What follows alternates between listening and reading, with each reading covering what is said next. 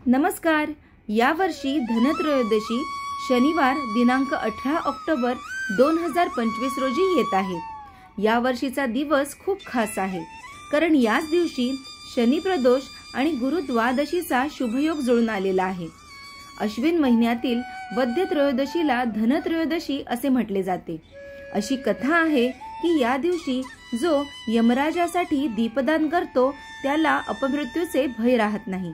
म्हणूनच या दिवशी मंगल स्नान करून दिवे लावण्याची परंपरा आहे. हा दिवा यमराजासाठी घराबाहेर दक्षिणेकडे तोंड करून लावला जातो. चला तर मग आता पाहूया धनत्रयोदशीची संपूर्ण पूजा साध्या सोप्या विधीने कशी करायची. कोणत्याही पूजेची सुरुवात आपण गणपती बाप्पाच्या पूजनाने करतो.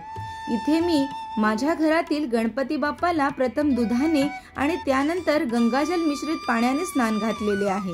बाप्पाला अष्टगंध, हळद कुंकू आणि फुले वाहून त्यांची पूजा केलेली आहे.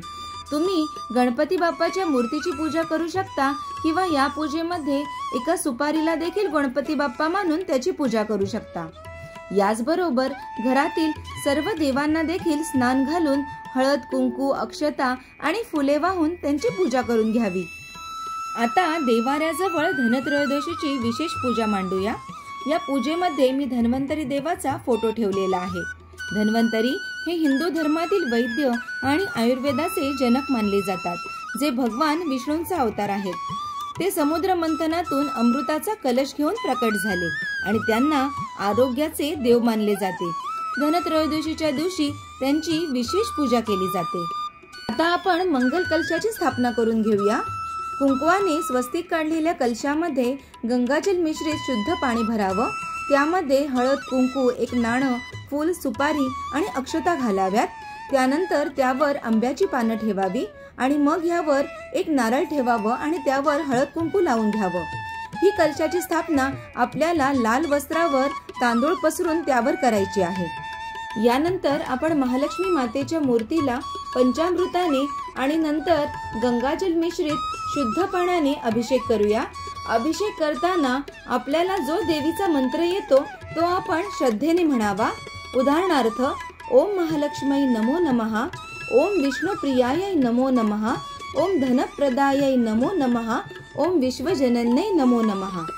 त्यानंतर महालक्ष्मी देवीच्या मूर्तीला हळद कुंकू वाहून तिला फुले वाहावीत आणि त्यानंतर कलशाजवळ मूर्तीची स्थापना करावी. आता धन्वंतरी देवाच्या फोटोला मी हार घालून घेतलेला आहे आणि आता त्यांना अष्टगंध आणि अक्षता वाहून त्यांची पूजा करून घ्यावी. नंतर कुबेर देवाची पूजा करायची आहे. जर तुमच्याकडे कुबेर देवाची मूर्ती नसेल तर तुम्ही सुपारीची देखील पूजा करू शकता.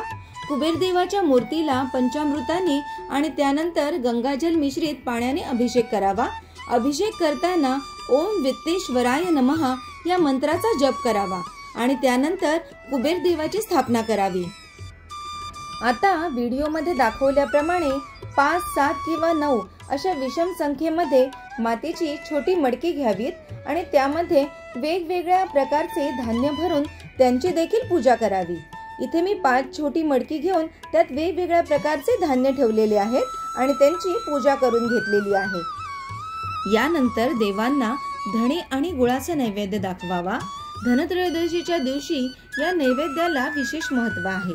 हा नैवेद्य अर्पण करून आपण धन्वंतरी देवाकडे उत्तम आरोग्य आणि देवी लक्ष्मीकडे सुख, समृद्धी आणि ऐश्वर्याची प्रार्थना करतो. यासोबत तुम्ही इतर गोड पदार्थांचा देखील नैवेद्य दाखवू शकता. आता सर्वात महत्त्वाचं म्हणजे आपल्याला मातीचे 13 दिवे प्रज्वलित करायचे आहेत. या दिव्यांनी सर्वप्रथम देवांची आरती करून त्यानंतर आपली तिजोरी किंवा जिथे आपण पैसे ठेवतो त्या जागेलाही ओवाळावं. आता सर्वात महत्त्वाचं म्हणजे आपल्याला यमदीप दान करायचं आहे.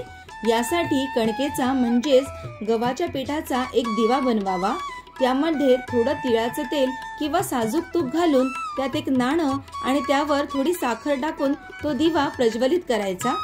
घराबाहेर जाऊन दक्षिण दिशेकडे या दिव्याची वात करून तो दिवा ठेवायचा. दिव्याची पूजा करून यमदेवतेला प्रार्थना करायची की हे यमराजा, आमच्या घरातील सर्वांना उदंड आयुष्य लाभू दे. आणि कोणावरही अपमृत्यूचे संकट नको येऊ दे. प्रकारे आपण सर्वांनी धनत्रयोदशीची पूजा अगदी मनोभावाने करायची आहे. तुम्हाला आणि तुमच्या परिवाराला दिवाळीच्या खूप खूप शुभेच्छा. धन्यवाद.